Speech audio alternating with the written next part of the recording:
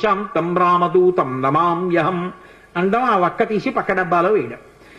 108 ఇందులో వక్కలు అందులోకి వచ్చాయంటే 108 ప్రదక్షిణాలు అయిపోయాయి. మళ్ళీ వక్కల డబ్బా పట్టుకుని ఇంటికి వెళ్ళిపోవడం. హనుమ యొక్క ప్రదక్షిణముల చేత ఆయన అనుగ్రహంతో ఎటువంటి కోర్కెలను కూడా ఆయన తీర్చగలిగిన శక్తి కలిగిన వాడు అని అనుభవించిన పెద్దలు చెప్పిన మాట.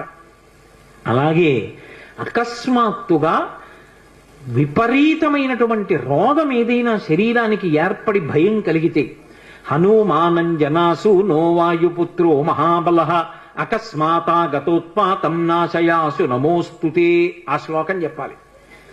అకస్మాత్తుగా రోగం వచ్చింది, స్వామి నన్ను కాపాడండి, ఈ శ్లోకం చెప్పి ఆయనకి ప్రదక్షిణాలు చెయ్యాలి. హనుమ ప్రదక్షిణముల చేత విశేషమైనటువంటి తృప్తిని పొందుతారు. అటువంటి హనుమకి ప్రదక్షిణాలు చేస్తూ, ప్రదక్షిణం అంటే గబగబ గబగబ